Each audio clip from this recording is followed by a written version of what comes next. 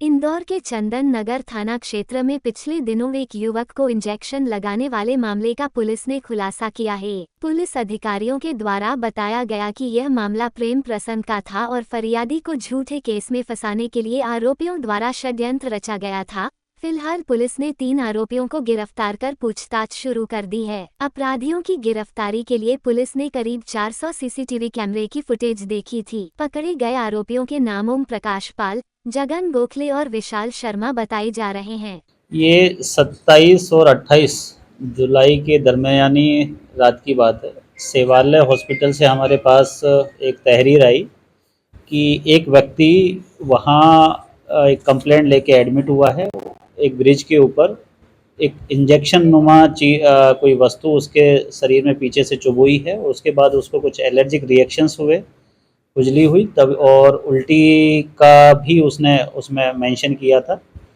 रात में जैसे ही इस घटना का हमें मालूम चला, तहरीर हमारे पास आई, पूरे घटनाक्रम को बड़ी हमने गंभीरता से लिया। तत्काल उसमें हमने एक एफआईआर दर्ज की 2 अज्ञात लोगों के खिलाफ, और खुद हमारे जो एडिशनल डीसीपी हैं और एसीपी शिवेंदु और हमारे टीआई साहब, और जो पीछे जो हमारी जितनी भी टीम खड़ी है, जो हमारे सब इंस्पेक्टर हैं शुभम सौरभ, इनके नेतृत्व में हमने 3 टीम गठित करी। और इस पूरे प्रकरण को, क्योंकि किसी व्यक्ति को जो एक सवारी जो बैठी है उसको कुछ पैसे की बात लेके, और मतलब उसकी जो उसका ई रिक्शा है उसको लेके जाना और फिर उसको सुई चुभो देना, बड़ा ही गंभीर प्रकरण था। एक अलग तरीके का क्राइम इसमें हमें कहीं प्रथम दृष्टया लग रहा था।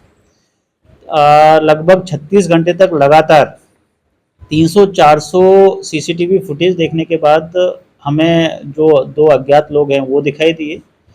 फिर उनको चूँकि उनकी जो पहचान है वो हम इस्टेब्लिश नहीं कर पा रहे थे, तो और हमने उसमें बैक ट्रैकिंग करके हमने सीसीटीवी देखे, तो उसमें एक बहुत ही चौंकाने वाला एक तथ्य सामने आया कि जो 2 लोग सवारी बन के जो गए थे, जिन्होंने ये घटनाक्रम किया था, उनको एक तीसरा व्यक्ति अपनी मोटरसाइकिल पे बैठा के ला रहा है। उस तीसरे व्यक्ति के बारे में मालूम किया तो उसका नाम ओम प्रकाश पाल है, और जो फरियादी है उसकी रिश्तेदार है दूर का। और ये ओम प्रकाश पाल का फरियादी के जो वाइफ है उसके साथ एक्स्ट्रा मैरिटल अफेयर हैं, और उस एक्स्ट्रा मैरिटल अफेयर में फरियादी को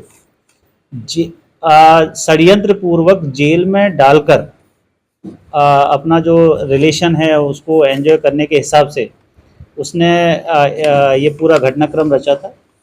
जो इसमें मुख्य आरोपी है ओम प्रकाश पाल, उसने अपने यहाँ के एक लेबर जिसका नाम जगन गोखले है, जगन गोखले को बताया था कि इस तरीके से इस फरियादी को एनडीपीएस या एक्साइज एक्ट में फंसाना है।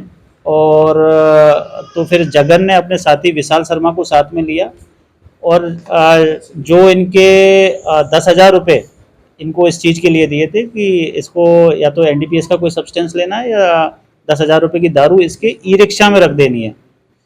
और उसी प्लान के तहत राजवाड़ा से जाके इन्होंने जो फरियादी के ई रिक्शा को आइडेंटिफाई किया है उसमें बैठे हैं, उनसे बैठ के पहले कलारिया तक की उसने बात की है, और कलारिया के पहुंचने के बाद में बेटमा जाने की इनसे बातचीत हुई थी कि आप हमें बेटमा तक लेके चलो, कहीं से कोई पेमेंट लेना है और वापस आना है। तो 600-700 रुपये में इनकी बात हुई थी।